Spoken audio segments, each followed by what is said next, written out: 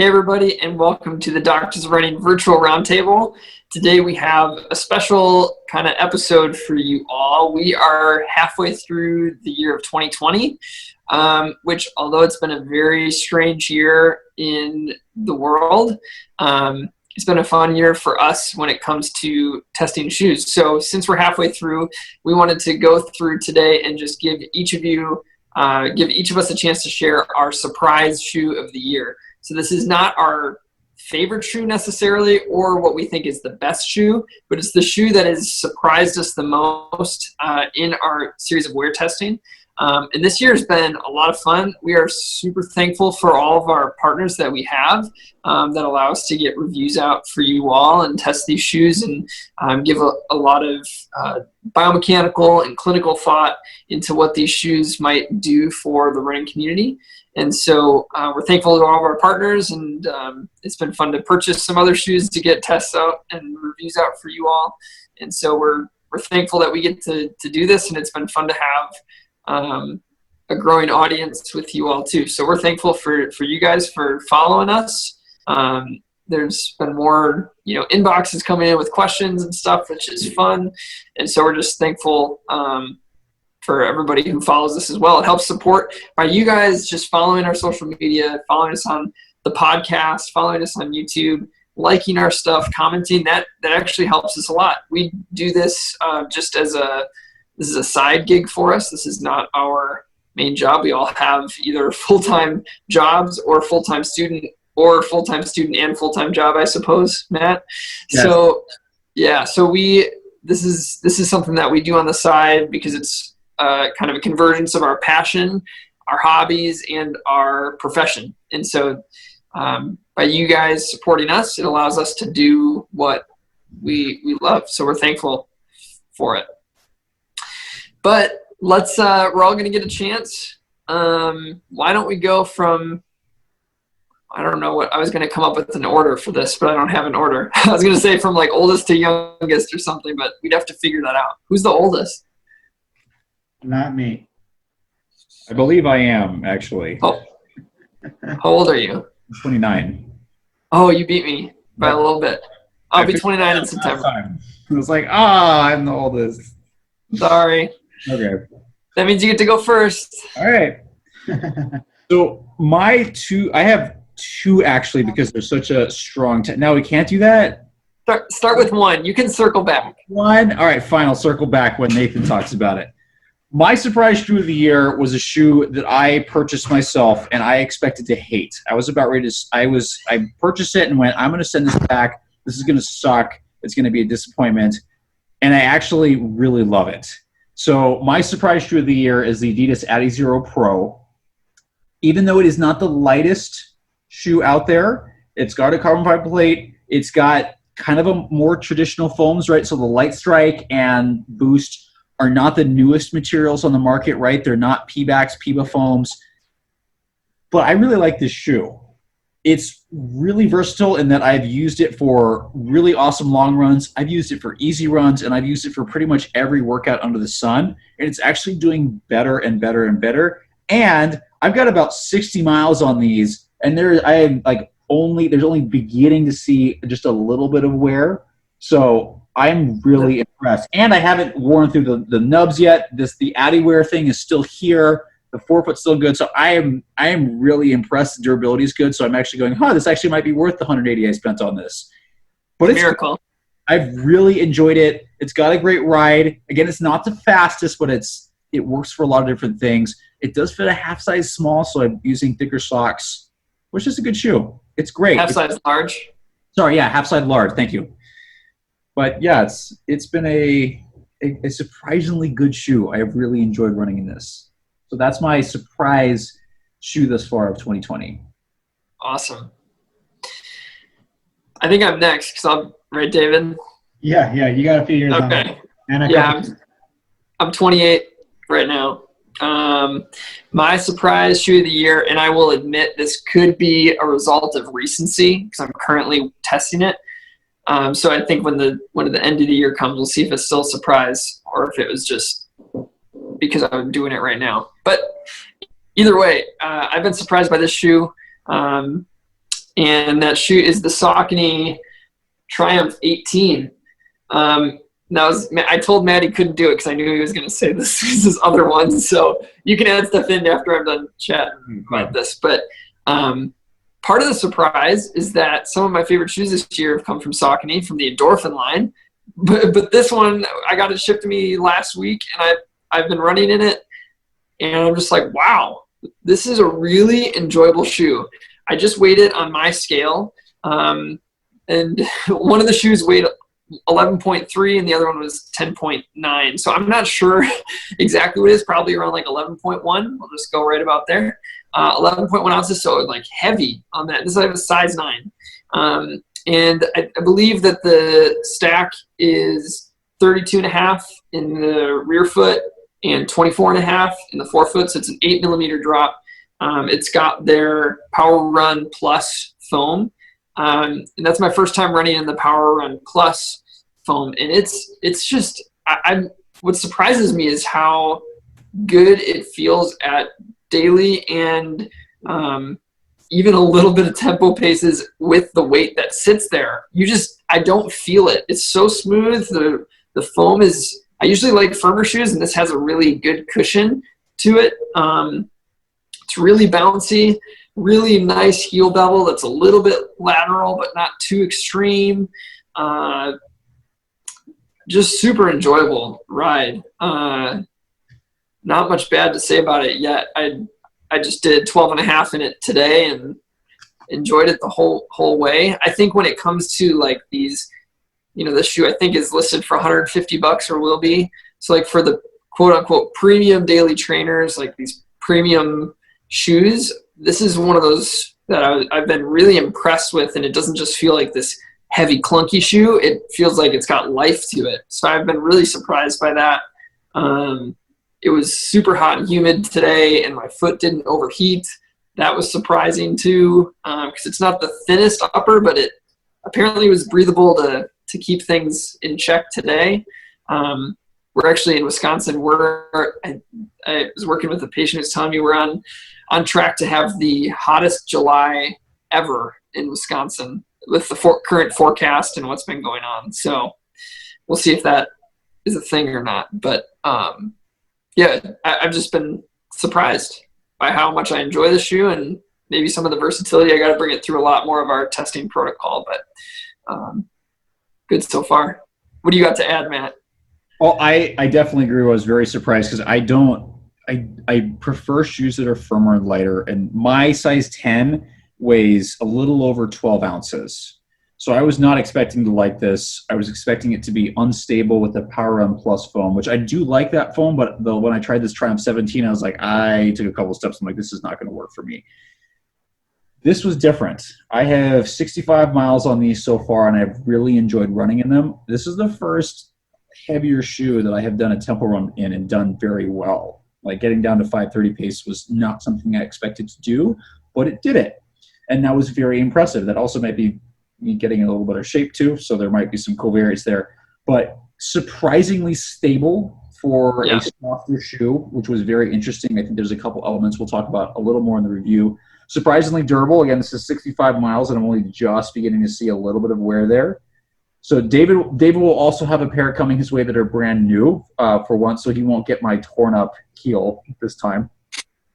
And then again, the upper it's definitely thick, but it's much more breathable than the previous version. So haven't had any issues with overheating, and that bevel is money. This is one of the closest to perfect that I think I felt, where it is really nicely beveled. It's off to that posterior lateral side, not too much, and there's a wide enough area that it's going to accommodate a variety of just areas of landing there. But they did a great job. It is super smooth.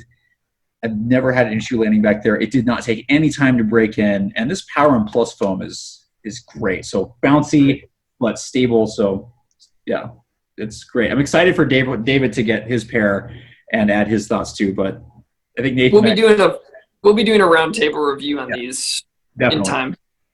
All right, David, what's your surprise shoe of the year so far? Yeah, so I'm going to say my runner-up first because my runner-up was mentioned earlier. So the Adidas Adizero Pro, another shoe that I was very interested in it, and the shoe did very well in competition wherever it showed up. I mean, Adidas has great athletes, but they still got to compete against Alphafly and Next Percent and all that stuff too, you know, with comparable athletes. And it continues to do well. And so I was just curious in the build of it and that dual midsole and how the plate interaction of it was and just the pure geometry of it. I did not grab it when I was upstairs, but it was a phenomenal shoe. Yeah, like I actually really enjoyed it. I was not expecting to like it as much. It was almost more of a curiosity buy than a true like I want this to race in. You know, I already really liked the Endorphin Pro. I didn't really, you know, I got to go back to the drawing board now and do some workouts and figure out what I want to race in. You know, it's exciting. But my most surprising shoe of the year so far is also a shoe that I'm currently testing as well. So I don't know if it's because I'm currently testing it and my thoughts are more active on it, but it's a shoe that I didn't expect to like as much as I have been liking it. And that's actually the Newton Fate 6. And so for those not familiar with Newton, one thing that is pretty prominent is they always have those 4-foot lugs. And so they usually have a little bit of a lower drop ratio. I think this one's 4.5, I want to say. And then you have that 4-foot lug there. It almost looks like you'd have to be a quote-unquote 4-foot striker to like the shoe on the surface, but that's not the case. And I know Matt's having the same situation where I tend to land on easy days more midfoot to rear foot, and when I really get it going off a 4-foot. And it's kind of ironic because this shoe is almost perfect for that. So when I'm landing, it's actually pretty cushioned in the heel as well. It's not like it's super firm. And I have a little bit of dirt on there right now, but it almost looks like there's like a little beaded midsole in there somehow, kind of absorbing that shock a little bit. There's not too much of a bevel, but it actually still runs pretty smooth, I think, overall. The 4-foot lugs you can definitely feel, but they don't feel overbearing, if that makes sense. It almost feels kind of like a cushioned cross-country spike to me on the road. Like you have forgiveness, but you also have that feeling of rigidity up front, you know, a little bit of like almost like a toe spring or like a plate of some kind. And the lugs kind of create that sensation a little bit. For me, at least, it makes me want to push a little bit more than I probably should because you can kind of feel it up front, but it actually does okay at easy paces too. And even the lug itself is slightly beveled. So it's like up front, not really. Let's see here, yeah. Right there. But then you can see it as it kind of contours forward. And it almost creates a little bit of like a toe spring feeling without having a real toe spring in there.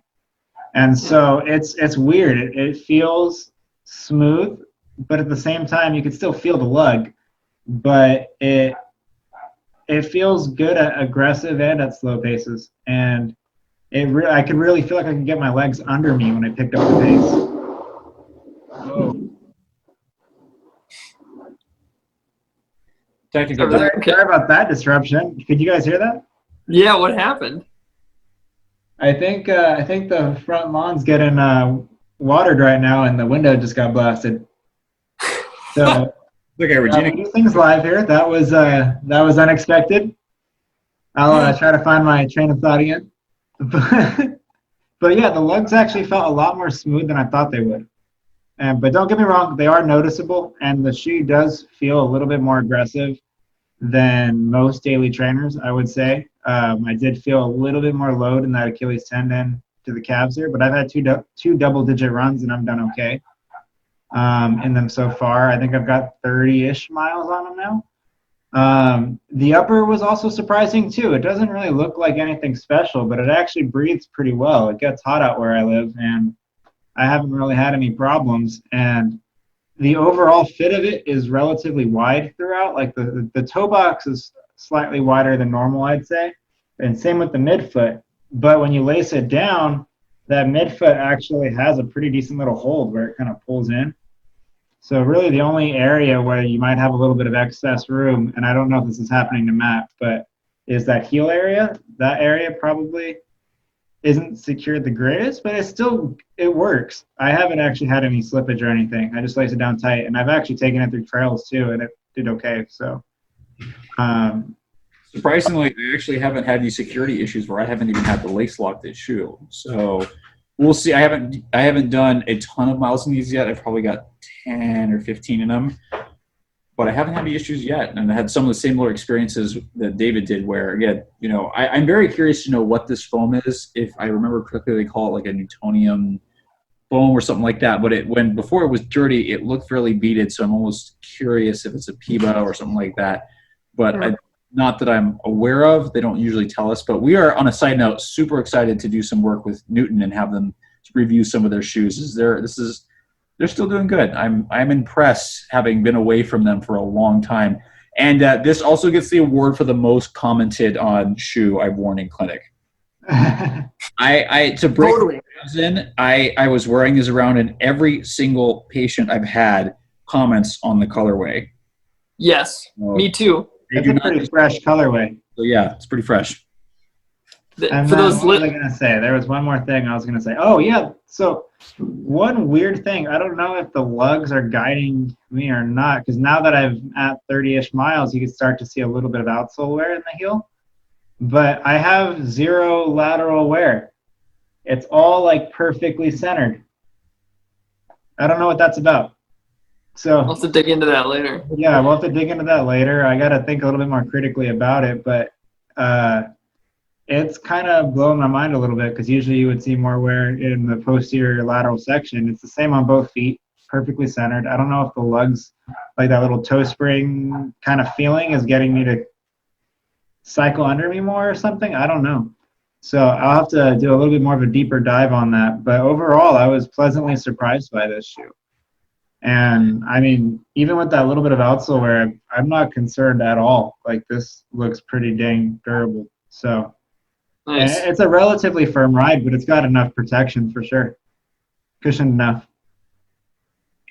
All right. Well, there you guys have it. There's our so far. Of course, you bring out the. I like the Giants, though. I got no beef with the Giants. For those of you on the podcast that can't see this, David and Nathan have a continual sports duel. So they will. He just pulled out a San Francisco Giants cup, which I respect. That's fine. Wear drinking attire. Kind of like the Brewers hat. I have nothing against the Brewers. Anyway, deal. you were saying? Yeah. Also, going back, the people who are also listening, the Newtons that they sent us are red, and I've gotten so many comments too. But closing up here, those are so far our surprise shoe of the year.